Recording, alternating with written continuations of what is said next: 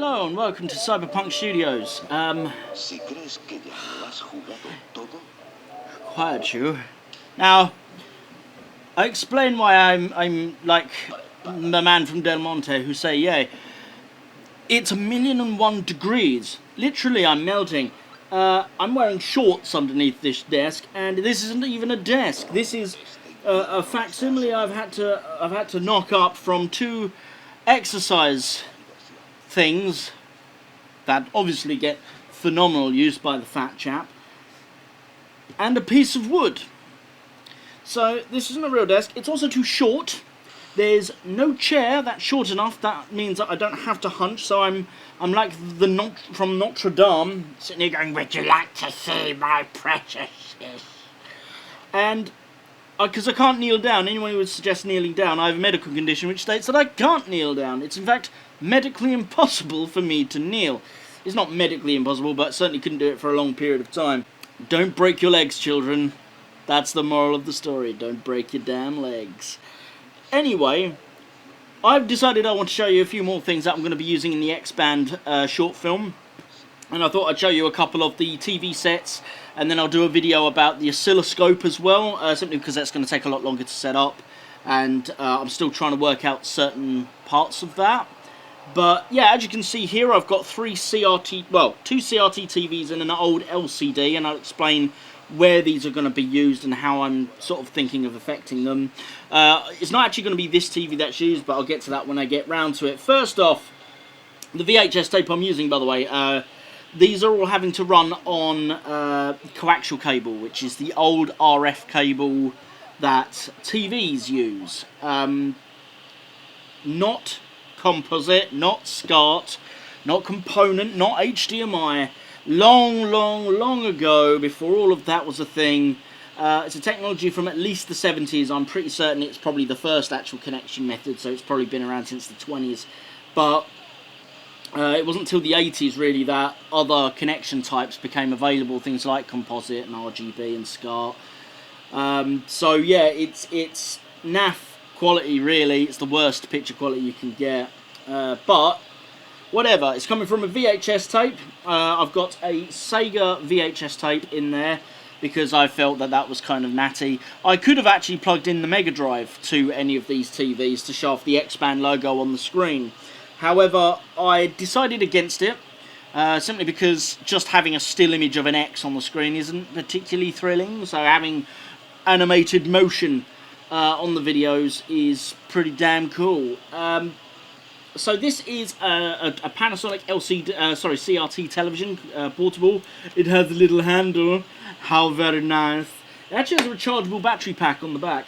Now, this is probably going to be used for a few shots where I'm considering using this in a few shots where I'm going to be using the projector to project something into someone's face, and then when we show the TV, this will probably be the screen, because that way it kind of looks like, because it's got a gun in there, it will look like it's gunning the image onto their face.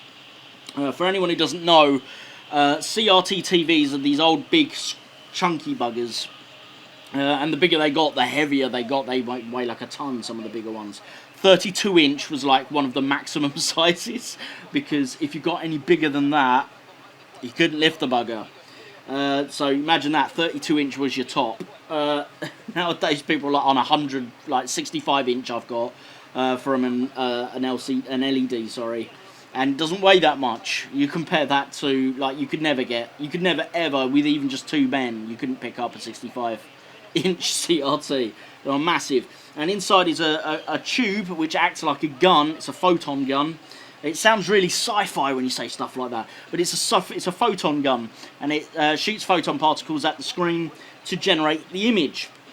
Now this one's full colour, which is why using it with the projector would be pretty cool. I might not. I may stay with using the LED screen as the main screen, just because of convenience and for size in the frame, in the camera frame. However, one of the options is this. It's actually the best CRT I own at this size anyway. So yeah, so what I'm going to do now, I'm going to show you a couple of the other bits, because they're a little bit more interesting. So let's unplug you, turn the volume down.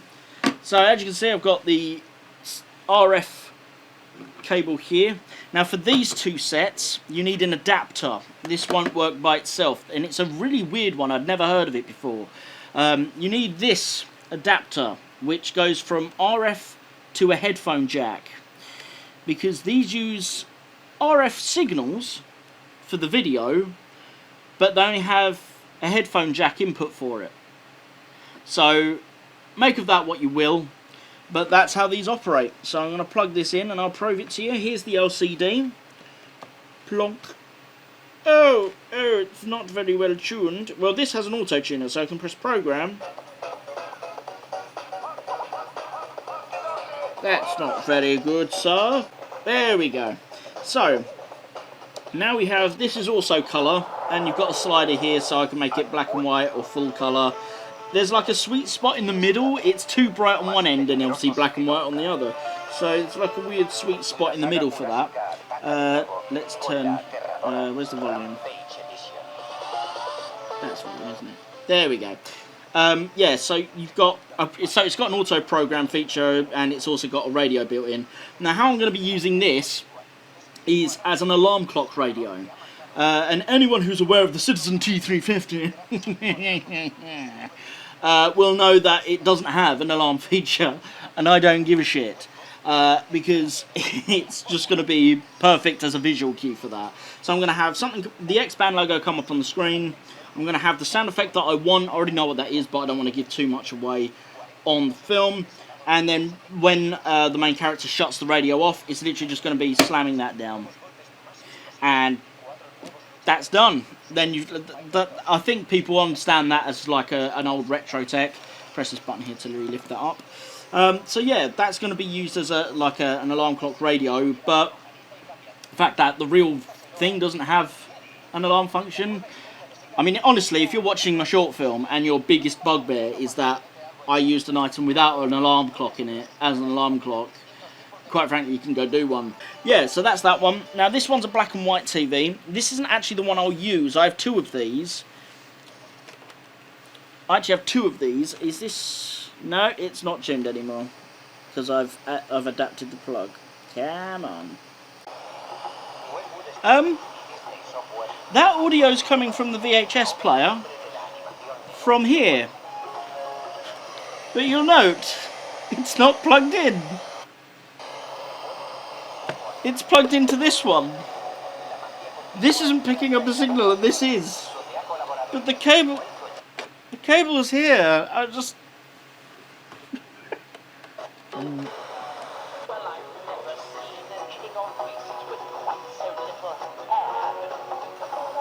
How is that going on there?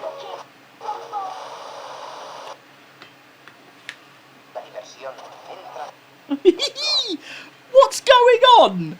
So these aren't particularly very good TVs, the Sportvisions, but as you can hear, there's some visual and audio playing through here. It's not plugged in, it's plugged into this one. This obviously has a much better tuner than this fucking thing. How's... Oh, it's gone again. There it is. I have no idea how this is happening. Now, this is a black and white TV. Hopefully with this nowhere near it, it'll be a little bit more confident. I have a white one of these, which is the one I'll be using. And actually, I'm going to be using one of these to play a news report during one point of the film. Weirdly enough, in the kitchen on top of the hob. But there's a very good reason for that. It comes into something of a story element later. In fact, I've used the white version of this before in the Human Cargo short film that we made under Cyberpunk Studios. So yeah, these are the CRTs and tiny little LCD that I'll be using. One in the kitchen, which will be used for the white version of this, which will be used for sort of a chase assault sequence with a news report as part of it. This, which will be used as an alarm clock radio in the film, even though it's not actually an alarm. And this one, which may or may not be used as part of the projector system. It's going to be an odd film, I grant you that. I've got the first filming this Saturday, so hopefully we'll get the first take there. And the reason I have to film this Saturday is I need to film a full moon. and there isn't a full moon until, well, there's only one full moon a month, quite famously. That's this Saturday. Next month's full moon, I am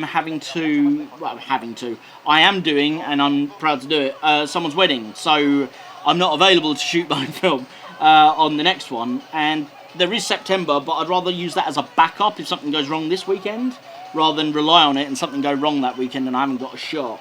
So, there we go. Some old crap. I need a desk. So I was just wrapping this up. I was about to go. I'm leaning on that. Look at leaning on that. It's killing it already. Anyway, important piece of news has just filtered in from Robert Campbell, good friend of mine. Works for, well, he's got his own studio called CVS Video. And I worked for him recently doing a 1-minute short film script. I wrote the script. He directed and produced it. Called Turning Tide. Well, this has literally just come in as I've been filming this, and it says, and the winner is Turning Tide. Its impressive direction and creative twist made it the first place winner of the hashtag 1 Minute Twist competition at Raindance Film Festival. Check out the film now, along with the entire competition shortlist, on hashtag Filmsies free streaming platform. So Filmsie, Filmzie.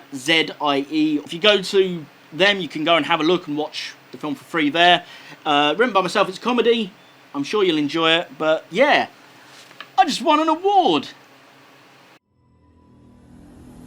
Many years spent away from my castle, trading my time and wares for the greater good of the family.